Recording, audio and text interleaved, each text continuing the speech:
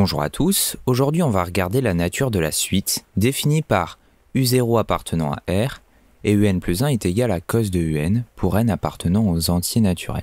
Ok, avant de démarrer la correction du problème, on va faire un truc qui va vraiment nous simplifier la tâche et qui va nous guider, vous allez voir, ça va vraiment nous guider tout le long de la vidéo.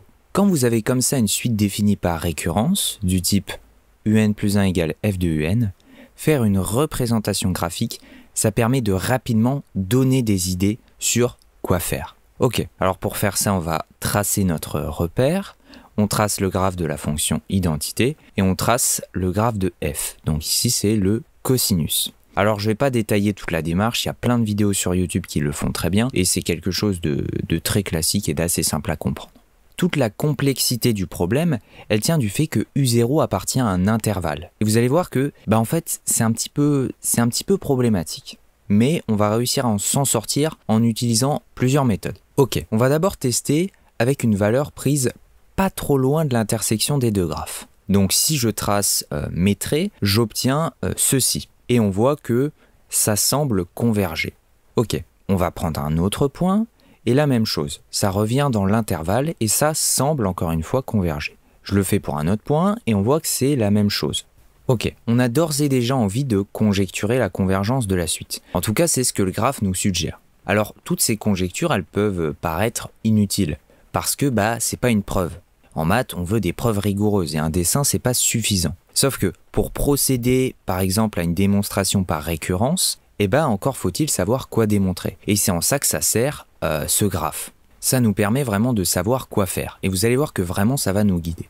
Mais il y a aussi autre chose à voir et à connaître, c'est le cas de figure dans lequel on a une espèce de spirale rectangulaire, exactement comme ici. Quand vous avez ce genre de truc, il faut reconsidérer la suite, ensuite extraite, avec les termes pair et impair. Parce que ça a le gros avantage, je vais vous le montrer dans 2 minutes, d'être monotone. Et donc on se débloque certains théorèmes très intéressants, comme celui de la limite monotone. Pour vous illustrer ça, je vous affiche les termes pairs avec des croix violettes et les termes impairs avec des croix bleues. Fait intéressant et très important ici, c'est que nos deux suites extraites, elles sont monotones, ça c'est une bonne nouvelle, mais surtout elles semblent converger vers la même valeur qu'on va appeler L. Ce qui implique la convergence de la suite, puisqu'on a couvert tous les nombres. Les pairs et les impairs, ça couvre tous les antinaturels. Mais fait aussi intéressant, c'est que si on prend un terme qui se situe avant L, la croissance, elle s'inverse avec la parité. Alors, c'est pas très rigoureux, c'est peut-être pas très clair. En gros, si on prend une valeur avant L, on a l'impression que les termes pairs sont croissants et les impairs décroissants. Et après, c'est le contraire. Et ça s'intuitionne assez bien avec le schéma. Et vous allez voir que ça a toute son importance pour la suite. Ok, maintenant qu'on a quelques idées, on peut commencer à rédiger. Première chose, on avait dit que, a priori, en prenant n'importe quel premier terme, on a l'impression qu'on se ramène toujours à un intervalle qui semble plus ou moins proche de l'intersection des deux graphes. Pour vérifier ça, en fait, c'est assez simple, on va calculer les premiers termes. U0, il appartient à R, ça c'est par définition, et U1, c'est cos de U0. On sait que le cosinus, il est borné entre moins 1 et 1, donc forcément, U1 est compris entre moins 1 et 1. U2, c'est cos de U1 par définition, et on voit assez bien avec le cercle trigo, et on peut même le voir sur le graphe d'ailleurs, que du coup, U2, il est compris entre 0 et 1. Et ça, c'est cool. Pourquoi ? Parce qu'on vient de passer de quelque chose appartenant au réel, donc c'est très large, à un intervalle fini, en tout cas un intervalle beaucoup plus restreint. Donc ce qu'on va faire, c'est qu'on va poser Vn, une nouvelle suite, qu'on définit par V0 appartenant à 0, 1 et Vn plus 1 qui est égal à cos de Vn, pour n appartenant aux entiers naturels. C'est la même suite, Un et Vn ils sont de même nature, alors c'est pas exactement la même suite, mais ici on a simplement enlevé les premiers termes, qui sont complètement sans importance pour déterminer la nature de Un. Et ça nous permet d'avoir un intervalle, comme je l'ai dit, bien plus restreint et bien plus maniable. On va pouvoir utiliser la croissance, la décroissance du cosinus, dans tous les cas c'est plus simple et dans tous les cas c'est préférable. Alors comme on l'a dit, j'espère que vous l'avez bien compris, on va étudier les suites paires et impaires, à savoir V de 2n plus 2 et V de 2n plus 3. 2n plus 2 c'est bien un nombre pair et 2n plus 3 c'est bien un nombre impair. Donc V de 2n plus 2 par définition, c'est cos de V de 2n plus 1, et cos de V de 2n plus 1, c'est cos de V de 2n. Donc on remplace V de 2n plus 1 par cos de V de 2n. Donc V de 2n plus 2, c'est cos de V de 2n, et V0 appartient à 0,1.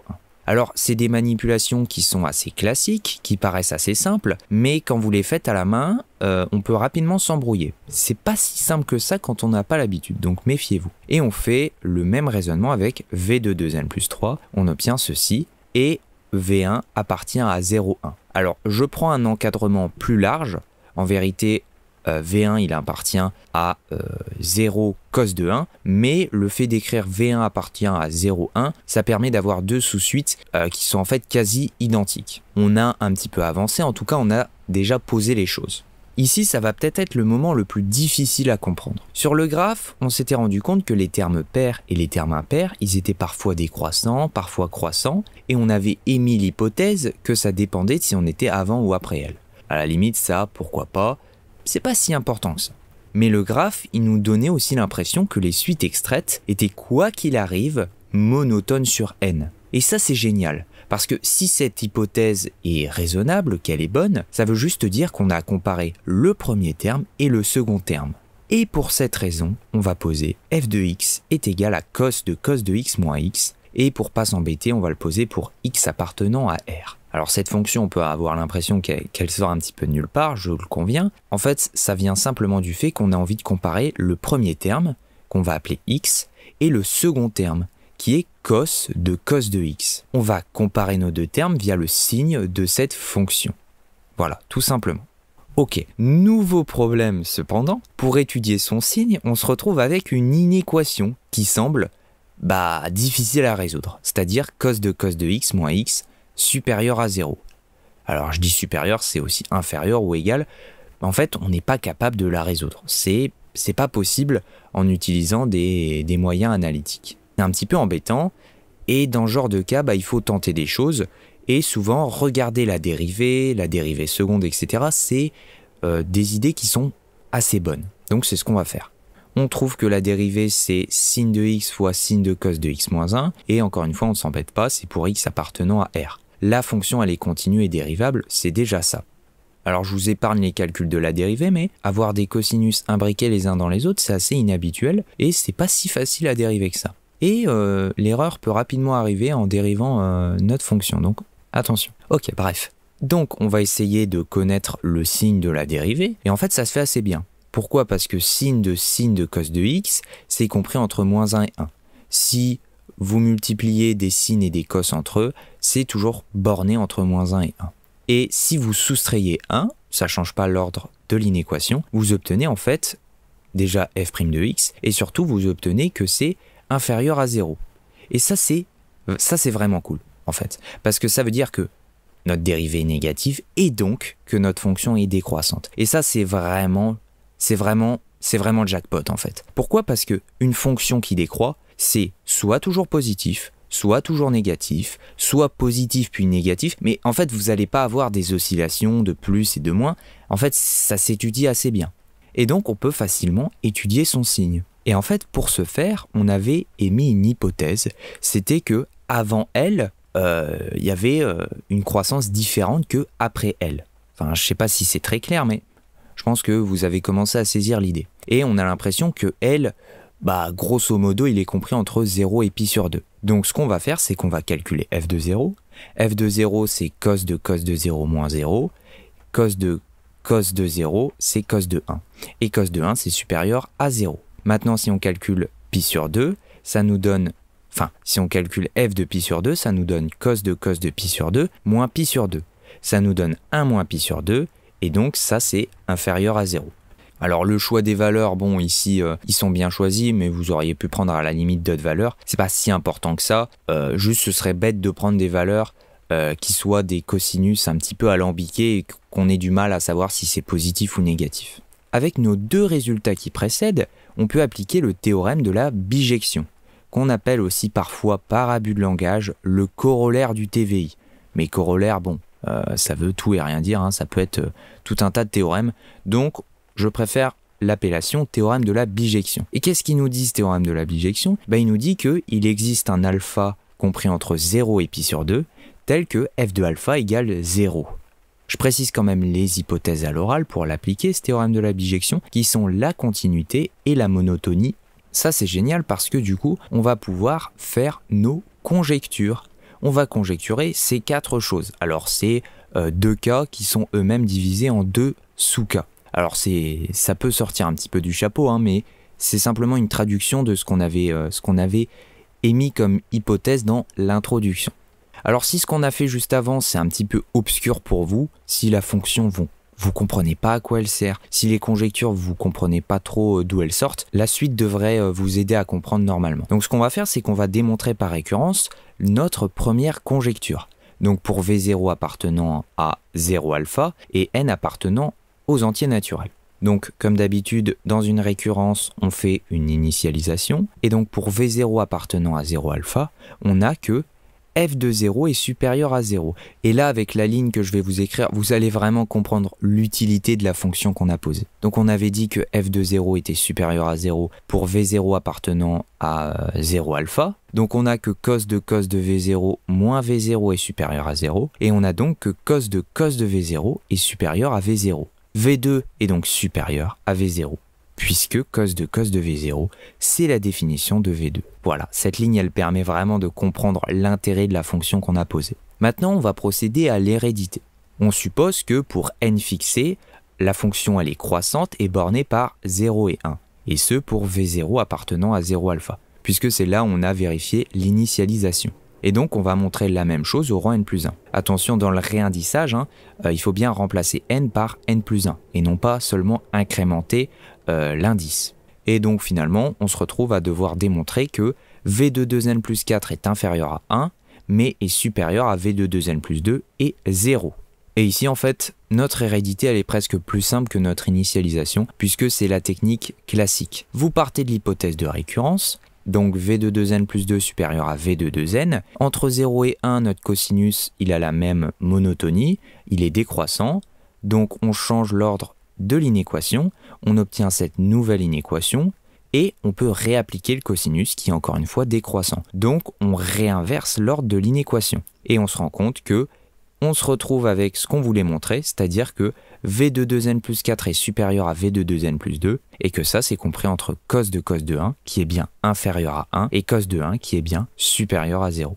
Conclusion, eh bien on a que v de 2n plus 2 est supérieur à v de 2n, et que c'est borné entre 0 et 1. Et donc ça, qu'est-ce que ça traduit? Eh bien ça traduit le fait que les termes pairs, eh bien ils sont strictement croissants pour V0 appartenant à 0 alpha et n appartenant aux entiers naturels. Et on peut démontrer, alors je vais pas le faire par manque de rigueur et pour des questions de divertissement on va dire, mais en fait vous pouvez montrer de manière complètement identique les précédentes conjectures. Alors il y a quand même quelque chose que j'ai oublié de dire, c'est que, alors j'aurais peut-être dû le préciser, l'intérêt d'avoir fait ça en fait, c'est simplement de prouver que la suite elle est croissante et bornée. Et donc comme elle est bornée et croissante, forcément elle converge par le théorème de la limite monotone. Et même chose pour une suite décroissante bornée. Et donc nos suites extraites, elles convergent. Et quand vous avez une suite définie par un plus 1 égale f de un, vous prouvez la convergence, alors là c'est un boulevard. Pourquoi? Vous allez voir pourquoi. Avec V0 appartenant à 0 alpha, je vais encore faire qu'un seul sous-cas, parce que les autres sont exactement les mêmes, on a que la limite de v de 2n c'est égal à L. Alors, je ne l'ai pas introduit L, mais c'est un réel, évidemment. Et v de 2n plus 2, ça tend aussi vers L. Et comme v de 2n plus 2 par rapport à v de 2n c'est cos de v de 2n, L vérifie cos de L égale à L.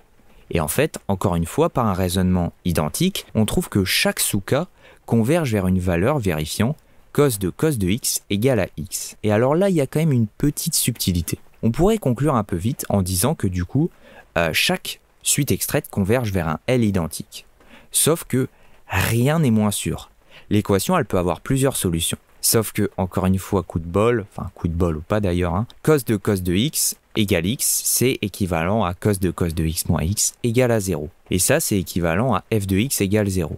Sauf que, on avait prouvé l'unicité de la solution f de x égale 0. Et pour cette raison, les suites extraites, elles convergent vers L, impliquant la convergence globale de la suite. Donc déjà, là on vient de prouver la convergence de la suite. Et on peut faire un raisonnement analogue pour la suite finale, entre guillemets. On a que la limite de Vn c'est égal à L, et la limite de Vn plus 1 c'est aussi égal à L.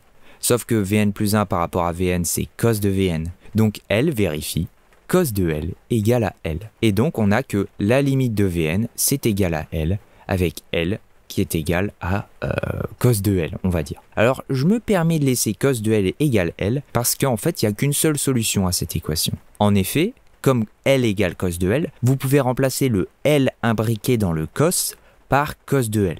Et on retombe sur cos de L égale L, qui encore une fois on avait prouvé à une seule solution. Je ne sais pas si c'est bien clair, mais en gros on imbrique les cos. Voilà. L'exercice, il est fini.